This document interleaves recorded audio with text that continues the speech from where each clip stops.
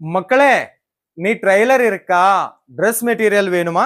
பார்க்க போறோமோ dress material collections